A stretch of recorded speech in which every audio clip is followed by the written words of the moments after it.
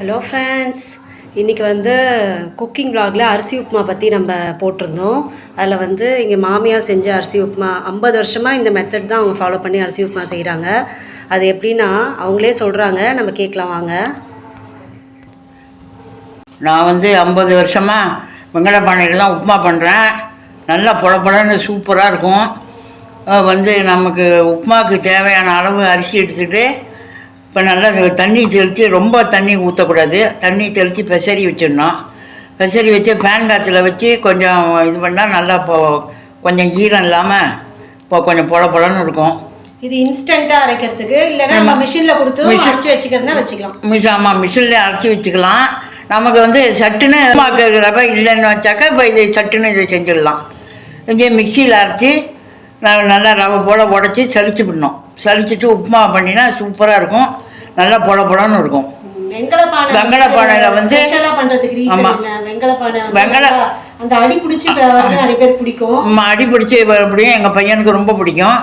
அதனால் அதில் கலர்னா நல்லாயிருக்கும்.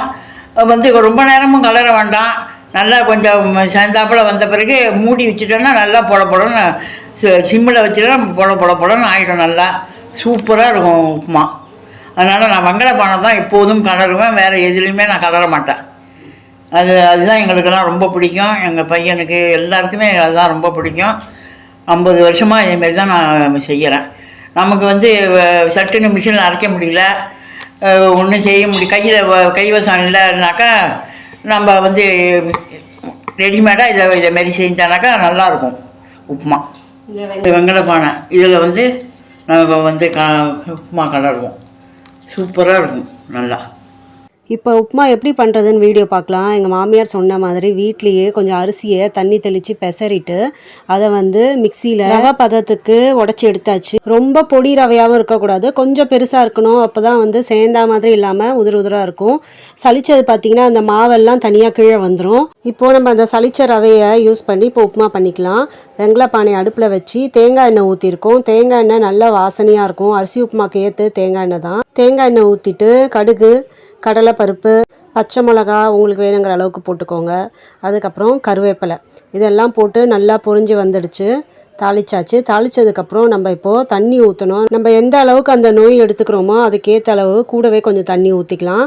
ஆனால் இது பார்த்திங்கன்னா ரொம்ப சீக்கிரமாக பண்ணக்கூடிய ஒரு டிஃபன் சொல்லலாம். அரிசி நொய்யாக இருக்கும்போது பார்த்திங்கன்னா கம்மி அளவாக தான் தெரியும், அது வேக வச்சு வரும்போது பார்த்திங்கன்னா நிறைய அளவு வந்துடும். இப்போ நான் பெருங்காய தண்ணி ஊற்றிருக்கோம். பெருங்காய பொடி இருந்தாலும் நீங்கள் போட்டுக்கலாம். நாங்கள் கட்டி பெருங்காயத்தை கரைச்சி ஊற்றிருக்கோம். இப்போ நல்லா கொதி வந்துடுச்சு. இப்போது உப்புமாவுக்கு தேவையான அளவு கல்லுப்பு சேர்த்தாச்சு. நம்ம நொய் அளக்கும்போது அளவு கம்மியாக தான் இருக்கும், அது வெந்து வரும்பொழுது பார்த்திங்கன்னா கூட தான் இருக்கும் அளவு. அதனால் நம்ம தண்ணி கொஞ்சம் கூடவே ஊற்றிக்கணும். இப்போ நல்லா கொதிக்க ஆரம்பிச்சிருச்சு. நாங்கள் 1.5 டம்ளர், 1 டம்ளர் ப்ளஸ் அரை டம்ளர், 1.5 டம்ளர் நொய் எடுத்திருக்கோம். அந்த 1.5 டம்ளர் நொய்க்கு ஒரு 3 டம்ளர் தண்ணி ஊற்றிக்கலாம். அப்படி சப்போஸ் தண்ணி டவுட்டாக இருந்ததுன்னா நம்ம கொஞ்சம் தண்ணியை சுட பண்ணி வச்சுக்கலாம் பக்கத்தில். நமக்கு பிடிக்கிற மாதிரி இருந்ததுன்னா அந்த சூடான வெந்நீரை இதில் சேர்த்துக்கலாம். இப்போ ரவையெல்லாம் போட்டு நல்லா ஒரு கலரி விட்டுருங்க. நல்லா கொதிச்சிட்ருக்கு. இது யாராவது கெஸ்ட்டு வந்துட்டாங்க வீட்டில், டக்குன்னு எதாவது பண்ணி கொடுக்கணுன்னா இன்ஸ்டண்ட்டாக ஒரு 10-15 நிமிஷத்துக்குள்ளே ரெடி பண்ணிடலாம் இந்த டிஃபன். கையில் மாவு இருந்தால் ஓகே, நம்ம இட்லி தோசை அப்படி செஞ்சு கொடுப்போம்.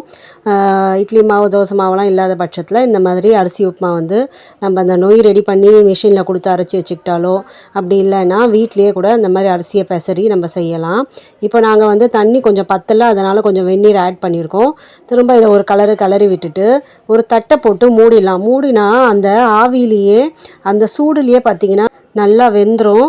இப்போ அடுப்பு சிம்மில் தான் இருக்குது, இன்னும் ஆஃப் பண்ணல. சிம்மிலேயே வச்சு அப்படியே கொஞ்சம் நேரம் மூடி வச்சோன்னா நல்லா வெந்து வந்துடும். இந்த அரிசி உப்புமா அரைக்கும் போது மிளகு, ஜீரகம், துவரம்பருப்பு எல்லாத்தையும் சேர்த்து அரைப்பாங்க நிறைய பேர். சில பேர் வெறும் மிளகு ஜீரகம் மட்டும் போடுவாங்க, சில பேர் துவரம்பருப்பு மட்டும் போடுவாங்க. அந்த மாதிரி ஒவ்வொருத்தர் யாருக்கு என்ன பிடிக்குமோ அந்த டேஸ்ட்டுக்கு போட்டு அரைச்சிக்கலாம். அவ்வளோதான் ஃப்ரெண்ட்ஸ், உதிராக இப்போ அரிசி உப்புமா ரெடி ஆகிடுச்சு சூப்பராக. இதுக்கு சட்னியோட தொட்டுன்னு சாப்பிடும்போது ரொம்ப டேஸ்ட்டாக இருக்கும். இந்த வெங்கலப்பானையில் பண்ணுற ரீசன் என்னன்னு பார்த்தீங்கன்னா, இந்த அடி பிடிச்சிருக்கும்.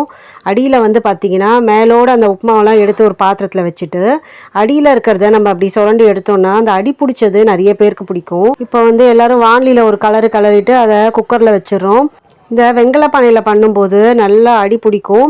சில பேருக்கு இந்த டேஸ்ட் ரொம்ப பிடிக்கும். அதனால் எங்கள் வீட்டில் வெங்கல பானையில் தான் பண்ணுவோம். ஓகே ஃப்ரெண்ட்ஸ், எங்கள் மாமியார் 50 வருஷமாக ஃபாலோ பண்ணுற இந்த வெங்கல பானை உப்புமாவை உங்கள்கிட்டயும் ஷேர் பண்ணிவிட்டு ரொம்ப சந்தோஷம். உங்களுக்கு பிடிச்சிருந்தா லைக் பண்ணி ஷேர் பண்ணி சப்ஸ்கிரைப் பண்ணிவிடுங்க. பாய்.